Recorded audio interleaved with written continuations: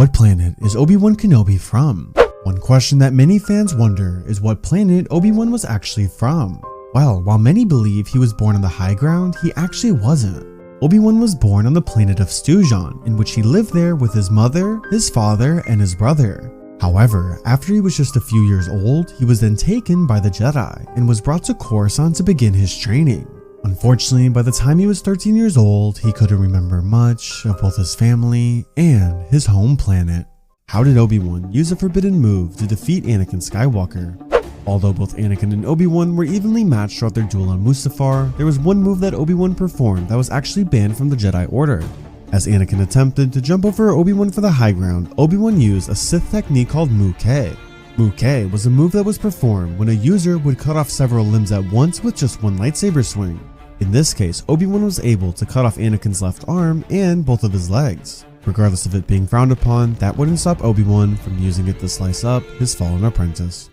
Why didn't Obi-Wan remember R2-D2 in A New Hope? One common question after episode 4 was why Obi-Wan didn't recognize R2 and Tatooine, despite their previous history together during the Clone Wars.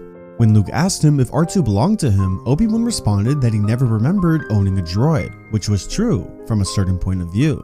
In canon, we learned that Obi-Wan and R2 actually had a small interaction together in an off-screen moment. While Luke was lightsaber training aboard the Millennium Falcon, the two of them actually sat next to each other, and as they watched Luke train, Obi-Wan then placed his hand on R2's head.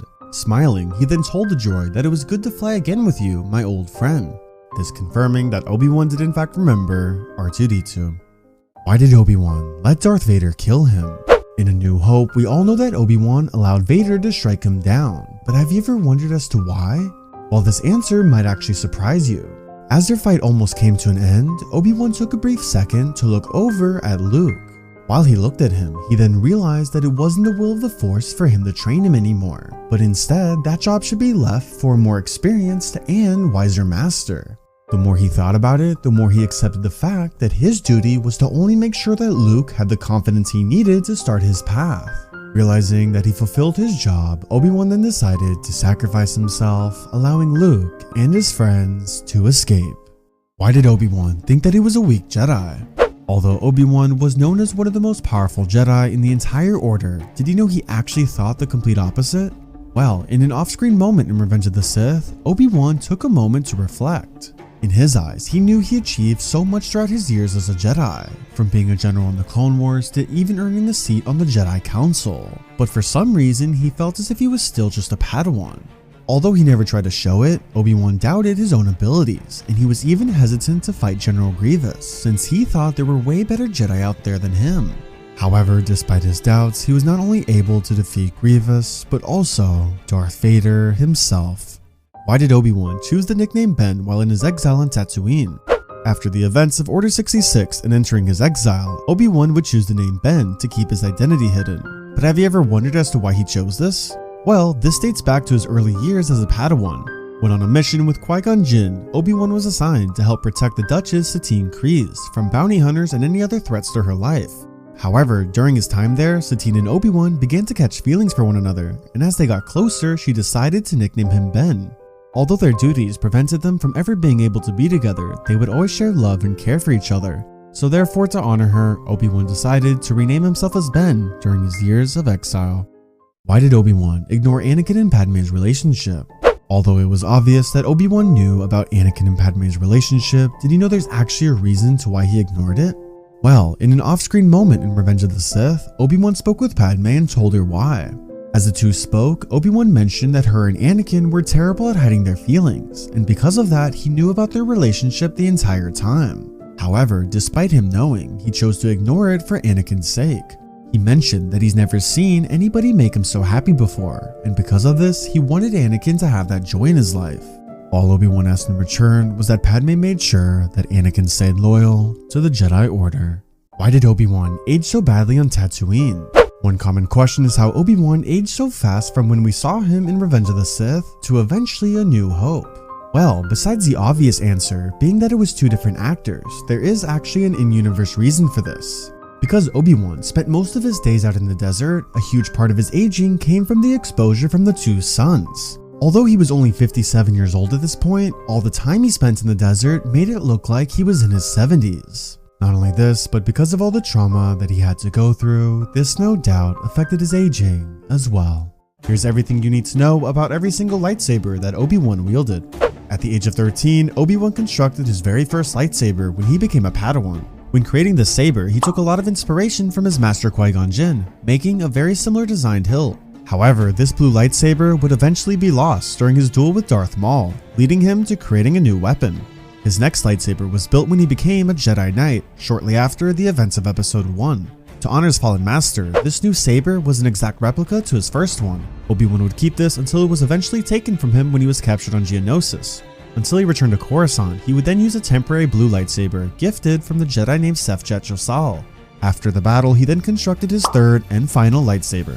This new lightsaber was different than his previous two, showcasing his independence and his new rank as a Jedi Master. Obi-Wan would use this lightsaber for many decades until his final defeat to Darth Vader. What happened when Obi-Wan's Force Ghost trolled Vader?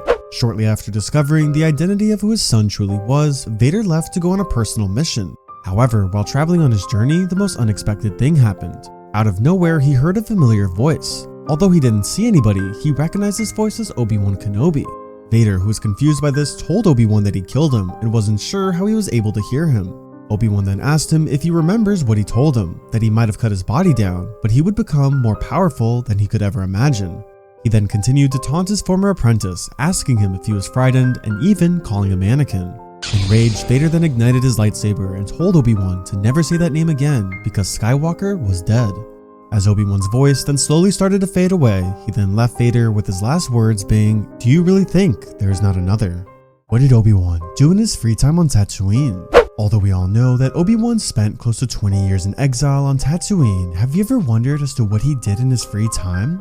Well, when he wasn't watching over Luke or even fighting off Tusken Raiders, there were actually a few things that he enjoyed doing.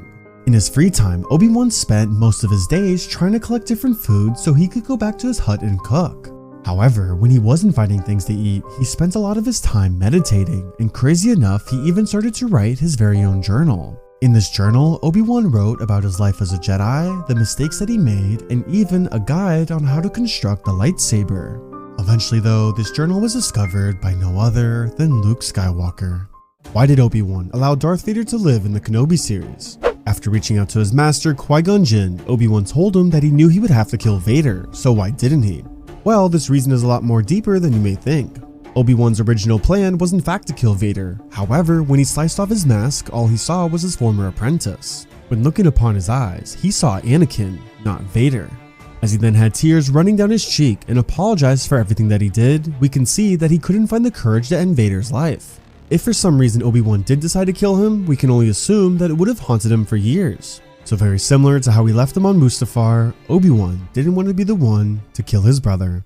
Why did Darth Maul lose to Obi-Wan in Rebels? Although the final duel between Darth Maul and Obi-Wan Kenobi was extremely short, there was actually a reason for this, and this was explained by Sam Witwer, who voiced Darth Maul himself. He explained that at the start of the duel, Maul began to doubt Obi-Wan's abilities. He didn't see him as a powerful warrior, but as he worded it, an old rat in the desert. Obi-Wan, using Maul's arrogance to his advantage, switched his lightsaber stance from when he was a general to then wielding the same stance that Qui-Gon once used. He did this to not only honor his former master, but to trick Maul into trying to defeat him the same way he did to Qui-Gon all those years ago. This plan would eventually work, with Maul attempting to use the same exact move, but this time Obi-Wan would counter it instead and finally defeat his old enemy. It wasn't until after his loss where Maul then realized that he misread Obi-Wan. He wasn't a failed Jedi, but instead he was here, protecting the future of the galaxy. What happened to Obi-Wan's lightsaber after his death? After his defeat to Darth Vader, Obi-Wan became one with the Force, leaving both his robe and his lightsaber behind. But what actually happened to his lightsaber from there? Well, Vader would end up keeping it as a trophy, holding onto it as a reminder of his victory over his old master. He would keep Obi-Wan's lightsaber with him until the explosion of the first Death Star, where he would then bring it back to his private castle on the planet of Vijun. This lightsaber would end up staying here for many years, until one day it was eventually discovered by Luke Skywalker and his new Jedi Order. If you enjoyed this lore compilation about Obi-Wan and you want to learn more about Anakin's best stories, then make sure to click the video in the middle of the screen right here.